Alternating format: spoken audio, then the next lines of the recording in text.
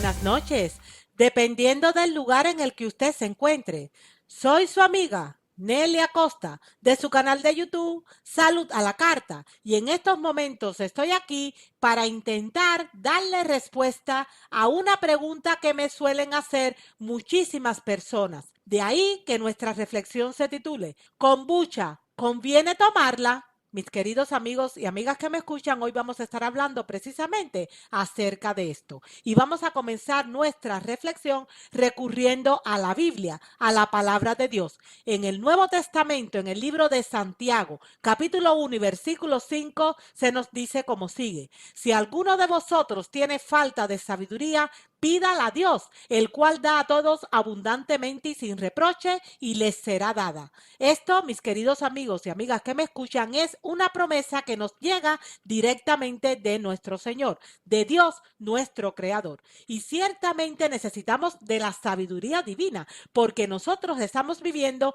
en un mundo de confusión, en el que se mezclan verdades con mentiras, en el que a lo bueno se le llama malo y a lo malo se le llama bueno, en el que lamentablemente hay una tremenda confusión. Yo personalmente reclamo este tipo de promesas muchísimas veces en mi vida. ¿Saben ustedes por qué? Porque no quiero ir por ahí dando tumbos, porque quiero pisar firme sobre terreno que esté firme, porque no quiero estar tambaleando con ideas de hombres que son absolutamente contrarias a las ideas de Dios. Kombucha, ¿conviene tomarla? Pues lo primero que tenemos que hacer para poder descifrar esta interrogante es saber qué cosa es la kombucha. Y aquí ustedes en la diapositiva pueden ver de qué se trata. Permítanme compartir con ustedes una porción de un artículo que llegó a mis manos recientemente y que se titula ¿Qué es la kombucha y para qué sirve? Quiero compartirlo con ustedes porque es muy explicativo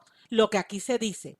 Has oído hablar de ella más de una vez. Se está refiriendo, por supuesto, a la kombucha. Su nombre es tan extraño como atractivo, kombucha. También la llaman el elixir de la salud inmortal por las múltiples propiedades que contiene en su interior, según se dice. Ya te advertimos que hacerla en casa no es nada agradable, pero merece la pena. Dice además el artículo, la kombucha es té fermentado. Y aquí está la clave, es té fermentado. Y ahora vamos a hablar del té.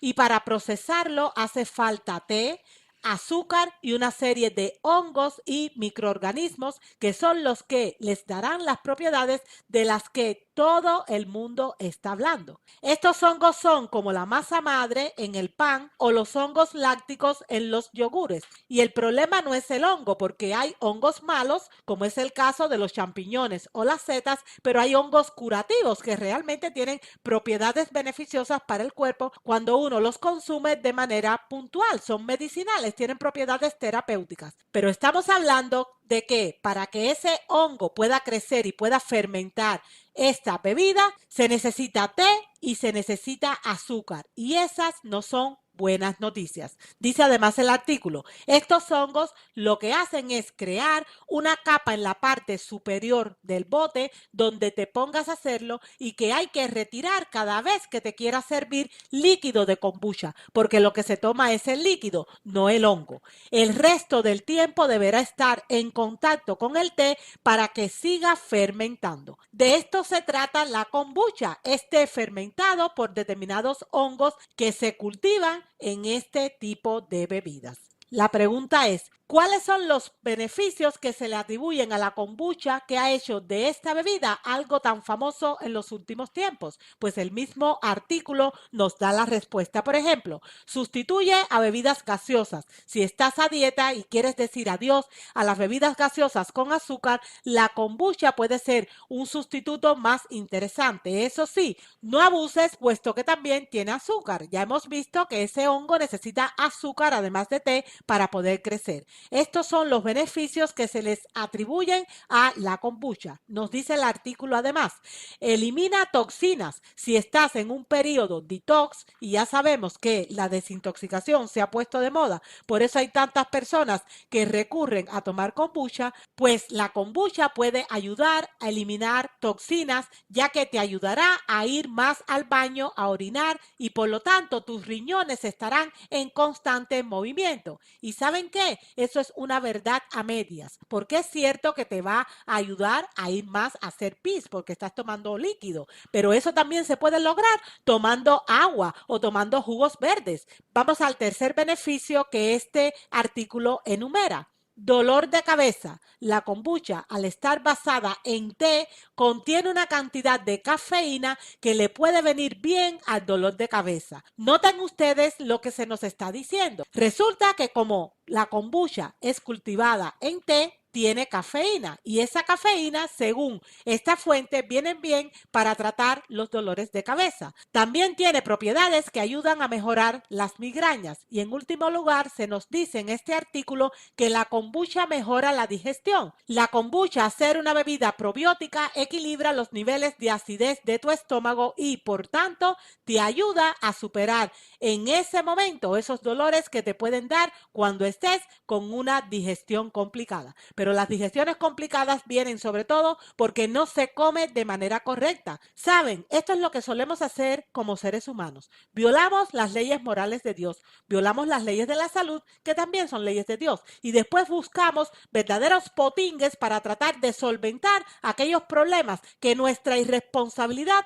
nos han creado. Mis queridos amigos y amigas que me escuchan, la kombucha es en realidad un fraude. Aparentemente nos trae beneficio, pero tiene un lado negro del cual lamentablemente muchas personas no saben. Recordemos que es cultivado en té, en esa planta que muchos creen que es saludable. ¿Qué les puedo decir con respecto al té, a esta planta? Pues la enciclopedia nos dice como sigue. La planta del té es una especie de planta cuyas hojas y brotes se utilizan para elaborar el té. La planta del té procede del sur de China y del sudeste de Asia, aunque hoy se cultiva en todo el mundo, tanto en regiones tropicales como subtropicales. Es una de las 50 hierbas fundamentales usadas en la medicina tradicional china. De esta especie se elabora té verde, negro, blanco, pu'er o rojo, amarillo y oolong, que se procesa para obtener diferentes grados de oxidación. Las hojas contienen alrededor de un 4% de cafeína y lo de cafeína se los vuelvo a resaltar en esta ocasión en rojo, porque ahora vamos a hablar acerca de la cafeína. Nos dice además la enciclopedia, las características y diferente composición química de las hojas recolectadas según la edad producen diferentes tipos de té. Las hojas más viejas son de color verde oscuro, las tiernas de color verde pálido y con una corta pubescencia blanca en el envés son las preferidas. Mis queridos amigos y amigas que me escuchan, esto es el té, una planta que se consume muchísimo en el mundo y que tiene como origen los países asiáticos y que contiene aproximadamente el 4% de cafeína. Hay quienes afirman que el té no tiene cafeína, sino teína, y que hay una diferencia entre estas dos sustancias. Vamos a aclarar esto. Existe una creencia popular la cual afirma que la teína es una sustancia diferente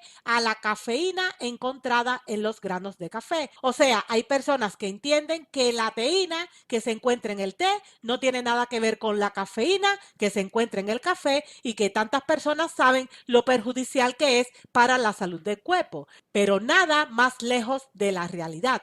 La llamada teína, químicamente hablando, es la misma molécula que la cafeína, pero encontrada en diferente planta, al igual que ocurre con la mateína o la guaranina. Se trata de un alcaloide del grupo de las xantinas, cristalino, blanco y de sabor amargo que actúa como estimulante. ¿Estimulante de qué? Del sistema nervioso cuya capital es el cerebro. La cafeína, nos dice la enciclopedia, es por tanto una molécula que, dependiendo del alimento en el que se presente, puede tomar diferentes nombres. De hecho, más allá del té y el café son muchos los alimentos y bebidas que incorporan cafeína en su composición.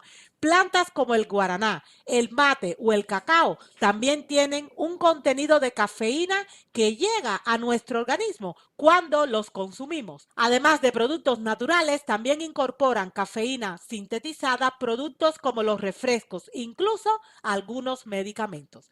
Cafeína y teína es lo mismo, es la misma sustancia, solo que se halla en plantas diferentes. Mis queridos amigos y amigas que me escuchan, estamos tratando hoy de contestar esta pregunta. Kombucha, ¿conviene tomarla? Y les estoy dando una serie de elementos, una serie de datos que le van a llevar a usted a tomar una decisión con respecto a la conveniencia o no de ingerir este tipo de bebidas. Ya le hemos dicho que la kombucha es el resultado del trabajo de determinados hongos que fermentan el té y que como alimento además se les da azúcar para que ellos puedan llegar a elaborar esta bebida que se ha popularizado tanto en los últimos días y que lamentablemente el té es una bebida que tiene cafeína. Hay quien dice que no, que es teína, pero ya estamos viendo que es lo mismo. La pregunta es, ¿qué cosa es la cafeína? ¿Es una sustancia que conviene para la salud de los humanos? Pues les respondo de la siguiente manera. La cafeína es un alcaloide. Usted dirá, ¿un alcaloide? ¿Qué quiere decir esa palabra? Pues un alcaloide es un veneno de origen vegetal que utilizan las plantas para, por ejemplo, defenderse del ataque de insectos, de las inclemencias del tiempo o de otros agentes agresivos. Es la sustancia psicoactiva, me refiero a la cafeína, más popular del mundo. Se considera psicoactivo a toda sustancia química de origen natural o sintético que al introducirse por cualquier vía oral, nasal, intramuscular o intravenosa ejerce un efecto directo sobre el sistema nervioso central, ocasionando cambios específicos a sus funciones.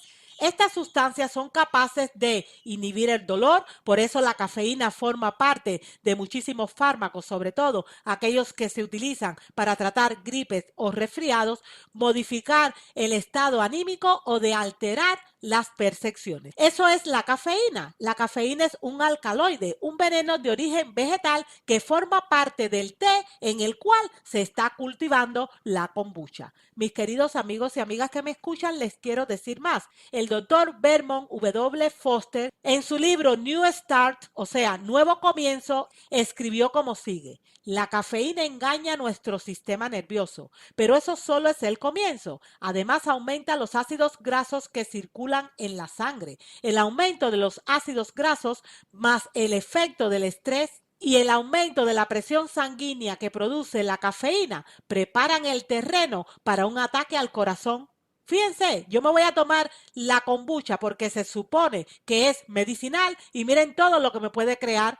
No hace mucho que la profesión médica, continúa diciendo este doctor, ha comenzado a apreciar cuán real es este peligro. Las estadísticas demuestran que los individuos que consumen gran cantidad de té o café no solo son más vulnerables a los ataques cardíacos, sino también son más susceptibles a todo tipo de enfermedades. La cafeína también hace que el estómago produzca más ácido, lo cual causa ardor. O sea, el caos que causa en el organismo la ingesta de cafeína por cualquiera de las vías y a través de cualquier producto que las contenga son catastróficos. El consumir mucho café, nos dice el doctor, puede también producir úlceras estomacales. La cafeína produce un efecto de estrés porque estimula en el organismo la producción de cantidades anormales de catecolaminas como la epinefrina y la norepinefrina. Y esto es un factor de la alta presión sanguínea que se advierte en los que toman café o en los que toman mucho té, porque a fin de cuentas es lo mismo. Uno tiene teína y el otro tiene cafeína, pero ya sabemos que es lo mismo, que es un alcaloide, o sea, un veneno de origen vegetal. La presión sanguínea elevada es uno de los principales factores de riesgo en los ataques del corazón. Qué tremendo como nos venden las cosas. Nos hace bien por una parte, pero nos crea montones de dificultades por otra. Así el enemigo, el gran engañador, el diablo, Satanás, que quiere cosechar para muerte eterna a cuantas almas se lo permiten, está trabajando en el día de hoy, mezclando la verdad con el error. Por eso nosotros necesitamos clamar al cielo, necesitamos que Dios ilumine nuestro entendimiento con la sabiduría que viene de Él, para que no seamos confundidos. Nos dice el doctor para concluir, el efecto de estrés que causa la cafeína también paraliza parcialmente los intestinos. Los procesos de digestión y absorción del alimento requieren más tiempo. Lo que se come queda por más tiempo en los intestinos, es decir, aumenta el tiempo de tránsito intestinal. Y esto es fatal porque la sangre se empieza a autoenvenenar debido a la cantidad de sustancias putrefactas de las cuales se está nutriendo. Esto produce gases e indigestión y aumenta la posibilidad de sufrir cáncer de colon. Y él termina esta porción de su libro diciendo, conclusión, la cafeína es un villano que le engaña, que engaña a su cuerpo, y todo lo que tenga cafeína más tarde o más temprano va a ser un desastre dentro de nuestro cuerpo. Regresamos en unos instantes después de esta pausa publicitaria.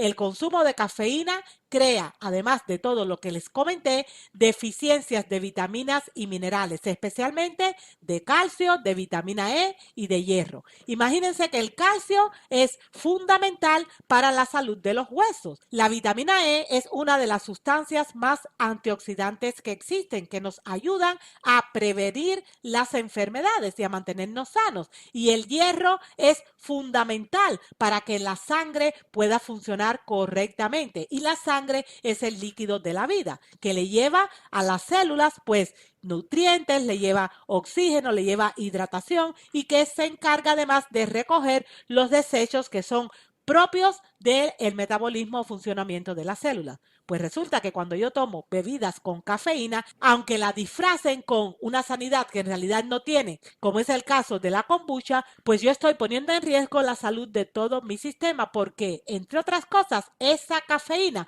me va a crear deficiencias de calcio, de vitamina E y de hierro. Tomar kombucha es como tener pan para hoy y hambre para mañana. Es un falso remedio. No es para nada saludable introducir esta bebida dentro de nuestro cuerpo. Les digo más con respecto a la cafeína. El doctor Roger de Pamplona Roger, en su guía práctica para el cuidado del cuerpo, escribió como sigue. La cafeína puede estar ligada al cáncer. Los científicos han descubierto que la cafeína puede hacerle daño a los cromosomas de las células en la misma manera que otras sustancias cancerígenas. Vamos a entenderlo bien. La enfermedad siempre es la consecuencia de una mutación de nuestro ADN. El ADN vive en el medio de las células. Cuando toda esa estructura, los cromosomas se cambian, entonces aparecen las enfermedades, incluyendo el cáncer. Y la cafeína es una sustancia promotora para que esto suceda.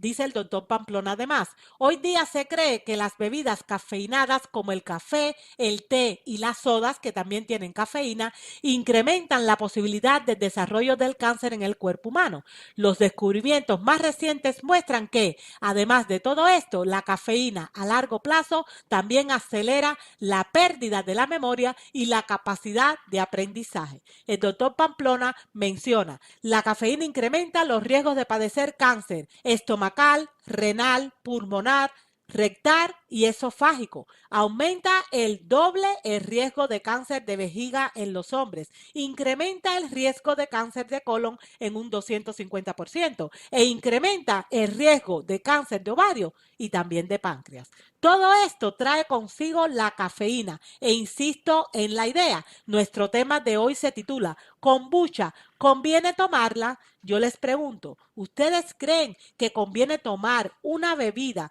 que ha sido elaborada a partir del trabajo de determinados hongos en una bebida como el té, ya sea blanco, ya sea negro, ya sea rojo, cuando estas bebidas abundan en cafeína? Yo creo que el sentido común nos da la respuesta. Por supuesto que no, pero quiero además compartir con ustedes un resumen que llegó a mis manos hace algún tiempo con respecto a los efectos de la cafeína en el organismo. Y les voy a mencionar 15 puntos en concreto. Primero, irrita el riñón y el hígado, que son los que se encargan de neutralizar, destruir y eliminar los venenos. Por eso aumenta la orina. En segundo lugar, irrita el corazón acelerando el ritmo de sus contracciones, lo que puede dar sensación de angustia. Si una persona consume regularmente de 1 a 5 tazas de café por día, su riesgo de tener un ataque al corazón es 60% mayor que en alguien que no toma café o té. Y fíjense que nos estamos refiriendo al té con cafeína, no a las infusiones de planta, no a la infusión de manzanilla, de romero, de boldo. No, señor, esas son infusiones, no son tés. Hay una clara diferencia entre té e infusiones. Nos estamos refiriendo a los tés que tienen cafeína. Pero si se bebe diariamente 6 o más tazas de café, su riesgo es 120% mayor. En tercer lugar, la cafeína irrita las terminaciones nerviosas que controlan los músculos de las arterias, lo que produce un aumento de la tensión arterial. Punto número 4. Crea problemas digestivos. Irrita la mucosa que recubre el estómago e intestino, inhibiendo la fabricación de jugos digestivos y entorpeciendo la digestión. Punto número 5. El café y el té contienen alcaloides. Esas sustancias son un veneno vegetal, como ya les había dicho. No se metabolizan por el cuerpo y no tienen un átomo de alimento o nutrientes. Y lo que es peor, son las sustancias que más ácido úrico producen, veneno responsable del reuma y de los cálculos renales. En sexto lugar, la cafeína produce osteoporosis, aumenta la pérdida de calcio y magnesio en la orina. ¿Saben ustedes por qué? Pues porque es sumamente acidificante para nuestro organismo y el cuerpo siempre trata de buscar mecanismos compensatorios a fin de que el cuerpo y su funcionamiento no se desequilibre. Punto número 7. Crea úlcera estomacal, estimula la excesiva producción de ácido clorhídrico y la enzima pexina, contribuyendo a la formación de úlceras en el estómago. Últimamente han aumentado las úlceras de estómago en los niños porque ellos consumen cada vez más bebidas que contienen cafeína, como es el caso de las colas. Punto número 8. Aumenta los síntomas del síndrome premenstrual. Punto número 9. Aumenta el riesgo de padecer enfermedades cardiovasculares y cáncer. Punto número 10. Daña los cromosomas de las células en la misma forma como los dañan los productos químicos originadores del cáncer.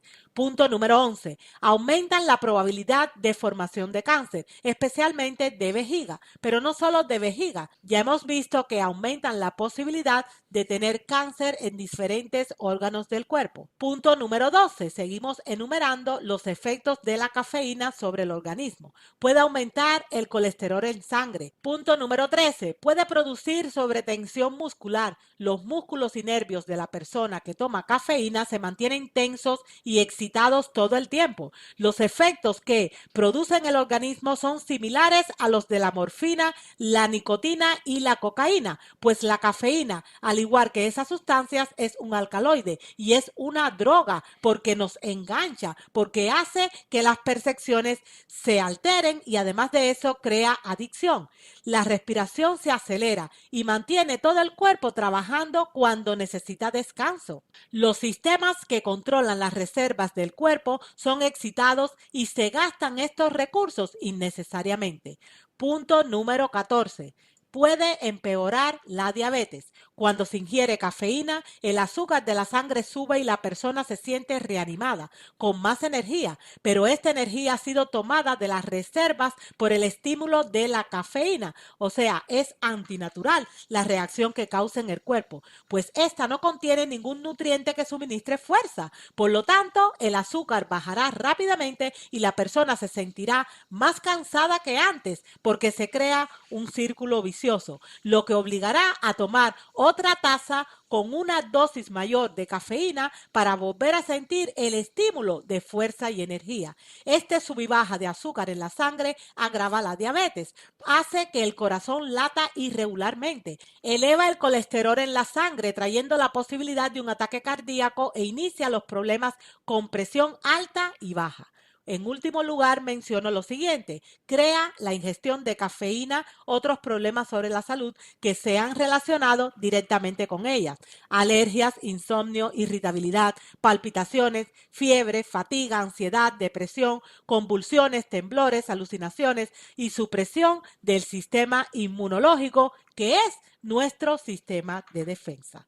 Ante esta información yo me pregunto, ¿cómo podemos pensar que tomar kombucha es bueno para la salud del cuerpo? Se habrá puesto de moda, pero lamentablemente no siempre las modas son saludables y esto es un ejemplo de ellas. Mis queridos amigos y amigas que me escuchan, las infusiones se hacen a partir de plantas medicinales, como ya les comenté hace un ratito: melisa, salvia, romero, orégano, manzanilla, boldo, equinacia, menta. Todo eso es muy bueno, son excelentes para la salud. En cambio, los tés hechos a partir de té verde, de té negro, de té rojo, de té blanco o de cualquier otra variedad de té, debido a su contenido en cafeína, que es un alcaloide o veneno de origen vegetal, no lo son, no son saludables para nuestro cuerpo. La kombucha se cultiva en los tés con cafeína, por lo que el sentido común dice que,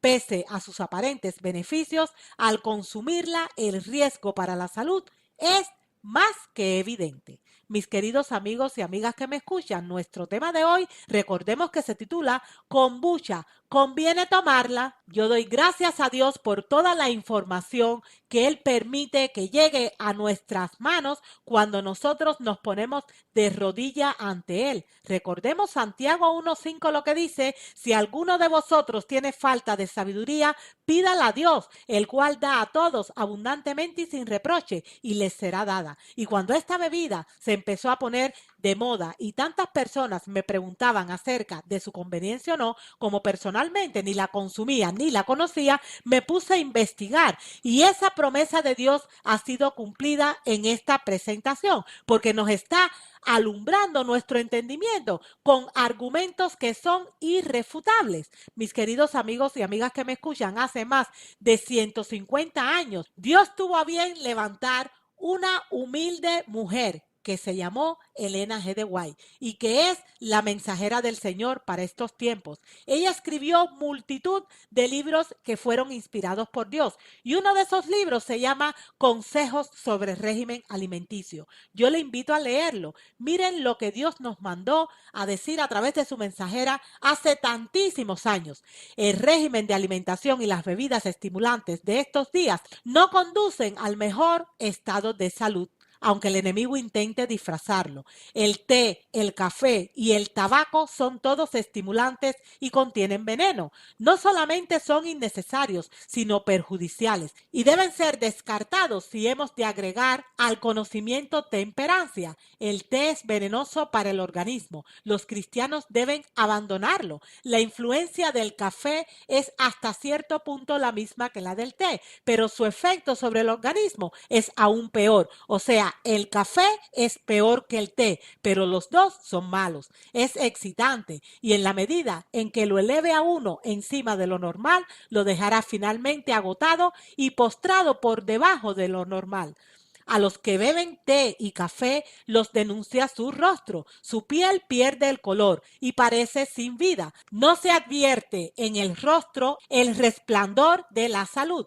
Enfermedades de todo género y de todo tipo han sido acaerradas a los seres humanos por el uso del té y del café. Es que el enemigo es muy listo, él sabe muy bien cómo confundirnos, cómo hacer pasar gato por liebre y entonces empieza a enmascarar venenos para el organismo, como es el caso de la kombucha, y nos los hace pasar como que es algo bueno. Retomemos esta última parte de la cita. Enfermedades de todo género y de todo tipo han sido acaerradas a los seres humanos por el uso del té y del café y de los narcóticos, el opio y el tabaco. Estas complacencias perjudiciales deben ser abandonadas. No solamente una de ellas, sino todas, porque todas son dañinas y ruinosas para las facultades físicas, mentales y morales, y deben ser descartadas desde el punto de vista de la salud. No bebáis nunca té, café, cerveza, vino o cualquier otra bebida alcohólica. El agua es el mejor líquido posible para limpiar los tejidos. De hecho, si yo respeto las leyes de la salud, si yo como correctamente, bebo agua, tomo el sol, hago ejercicios, pero también descanso, soy temperante, si además de eso me visto correctamente, guardo mis avenidas del alma para no permitir que a través de los 5 sentidos me entre información inconveniente. Y si yo por encima de todo confío en Dios, pues yo no tengo ninguna necesidad de tomar kombucha, no hace falta. Mis queridos amigos y amigas que me escuchan, si yo quiero limpiar mis tejidos, lo que tengo que hacer es comer correctamente y beber agua a temperatura ambiente y separada de las comidas y respetar el resto de las leyes de la salud que son leyes divinas. Mis tejidos se van a limpiar y cuando mi interior se limpie, cuando mis tejidos se purifiquen, pues yo voy a tener un estado de salud aceptable. Eso es lo que debemos hacer. No debemos violar las leyes de la salud por un lado y después estar tomando estos potingues inventados por los humanos que lamentablemente son un engaño del enemigo que está seduciendo a miles y millones de gente. Hasta aquí nuestro tema de hoy, que una vez más les recuerdo que se ha titulado Kombucha, ¿conviene tomarla? Yo creo que la respuesta a esta pregunta es más que evidente. Nos vemos pronto, si Dios lo permite, y hasta que ese momento llegue, espero y deseo que sobre su vida y también sobre la mía, Dios tenga bien derramar raudales de bendiciones del cielo. Hasta luego.